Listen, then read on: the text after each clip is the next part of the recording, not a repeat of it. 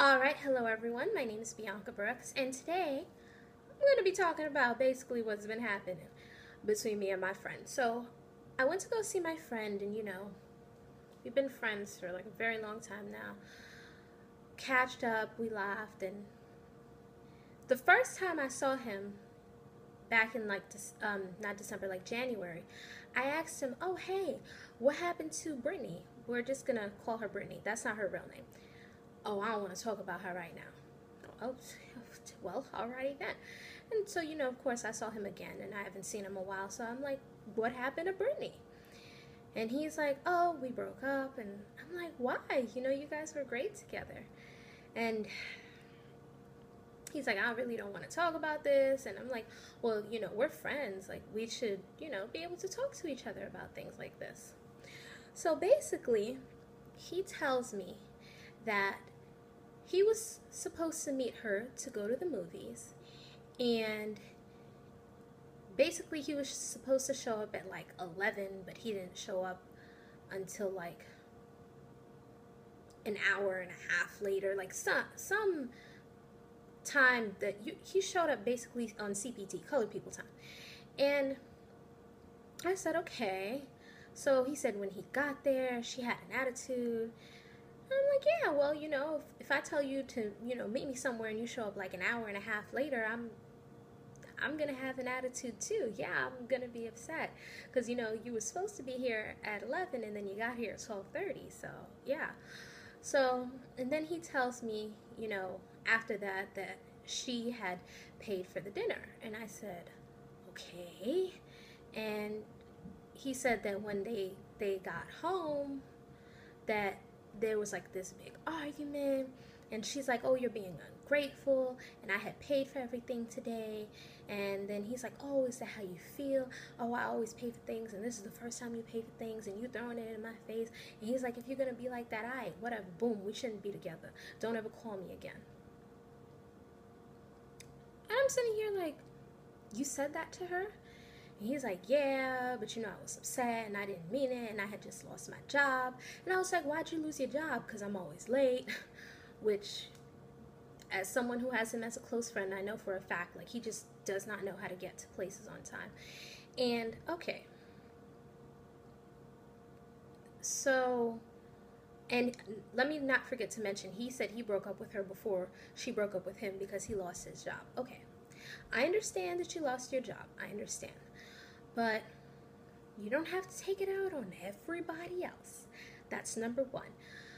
Number two, if that, like, it might not even have been that big of a deal. Like, it's the 21st century. Women pick up the tab all the time. Like, you're acting like it because she paid for something for the first time, like your world is over or something. Like, that's how I am too in a relationship. Like, all right, if you don't have it, I'll just pay for it. Like, it's really not that big of a deal. But I guess for him, I guess the man should always pay. I don't know why. But I was telling him, I was like, "Listen, you have to get her back. She was really nice. And she cooked for us, for us." Like, I'm talking about one day, she's like, "Yeah, invite your friends over." And, we had another friend over, and she cooked for all of us. This girl was, like, really, really nice to us. And, he was just in his mood, and he's like, "Oh, well." And I was like, "What, you gonna let your pride get in the way?" And I was like, "Do you think that she's wrong, or do you think that you're wrong?" He's like, "No, I'm wrong." I was like, "Well, you know, how long have you known you were wrong, out of curiosity?" He's like, "I've been you." "What is you been you?" He's like, "Since January." I was like, "So basically, since you guys broke up, you knew that you were wrong, and you let a good woman walk out your life, and it's been 5 months now, and now you're sitting here slumping on a couch, and I don't even know what to tell you." I was like, "Why don't you maybe call her and apologize?" Might sound crazy, I know. "Text her, do something." He's like, "Nah, because she might not pick up, and I don't understand why she ain't called me after all these months." Well, maybe she felt that in your relationship, maybe she felt like she was always apologizing and that you should be the one to apologize. And technically this is your fault, so the ball is in your court this time. And if you tell somebody to never call you again, you can't get mad that they never call you ever again. Like, there's a saying, and I saw it on Facebook. It says, once you feel that you are avoided by someone, never disturb them again. You told your girlfriend to never call you again. I mean, I don't know any other way that, of course, she's never going to call you again. So now he's like, well, yeah, I'll contact her, but I'm not going to contact her. And then, like, what if she's with somebody and I'm looking stupid? So you know what he has me do? Facebook snooping, of course. So I'm sitting, I like, this is not my real phone, guys. This is like an old phone. But I'm sitting there, and I'm like scrolling. I'm trying so hard not to double tap on this girl's social media. And he's all breathing over my shoulder and everything. And I'm like, well, I don't see anything about you. And, you know, and then we scroll back up. I was like, you should contact her, you know. And he's like, well, what if she doesn't answer? I'm like, oh, she won't answer, okay? Let me tell you that. She probably won't. But you keep trying until she does. But, you know, you just go about it in a manner in which it won't completely freak her out. So I was like, why don't you just text her and say... And while I'm trying to figure out what he should say, he's like, yo, I'm going to text her right now. I was like, wait, we haven't figured out what you should say. He's like, no, I'm going to text her right now. I was like, we haven't figured out what you should say. And then he texts her, hey. And then I was like, no. Out of all the things you could have said, you don't say hey. Because you're not on a hey basis. And she doesn't answer. And I was like, all right, well, I'm going to see. And he's like, well, you text her. And I was like, I can't text her. And then you text her. And then she knows we're friends. Like, she is not stupid. So I was like, let's wait. Let's give it a moment. Maybe like we let like an hour pass, and then I text her because we take yoga classes together, and I was like, does such and such still offer yoga classes? And she texts back automatically, and she's like, yeah. And then she asked me, you know, if I want to do lunch, and I was like, yeah, girl. And he's looking at me, he's like, so she ignored my text now? And I was like, remember, you did tell her to never call you again. You know, that's basically, you know, saying cease all contact. Then he got upset. He's like, oh, you gonna go out to lunch with her? I was like, yeah, whatever problems y'all are having. I'm not having with her. Like, we're cool. You need to go handle that. You know, all y'all, just the two of y'all. And then he asked me if he calls her, if I could be on the phone. No. I can give you advice on, you know, how to handle this situation, but I'm not a fairy godmother. You have to speak to her. Just you two, alone, by yourself. But I did tell him, I was like, the best thing that you should do is give it some time, give it a couple days, and just text her and say, I'm sorry. It's just that simple. Just say, I'm sorry.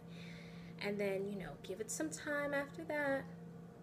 And then, you know, try to contact her, you know, again. But, you know, don't bombard her with text messages. But what amazes me the most is that all this time, he knew that he was wrong. And instead of calling and apologizing, he would rather, like, be miserable. Like, I don't understand. Is it like a pride thing? Like, you would rather be miserable than say you're sorry and go get your woman back.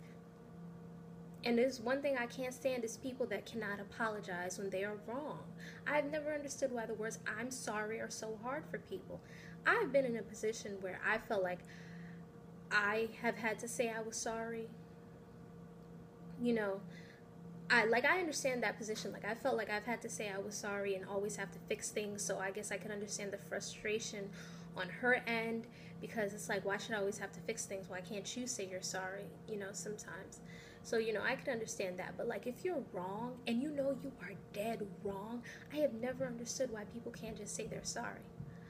When I was in high school, I used to be a conflict manager or a peer mediator, which basically I would counsel, and, you know, two people would come to me or more with their problems. And in some cases, you know, both people are wrong, you know, or, you know, it's like equal. But in some cases, there's always one person who is right and another person who is just so wrong. Like, you are just completely in the wrong, just completely out of line and out of pocket. And I've never understood how these people can't just say that they're sorry. I've never understood why the words I'm sorry is such a big deal for people. There are people out there just like my friend, and we're cool. And there was a point where me and him didn't even talk because we got into a fight. And it's like, listen, if you don't say you're sorry, we can't be friends. Like, I can't always be the one who's trying to, babysit your feelings and, apologize.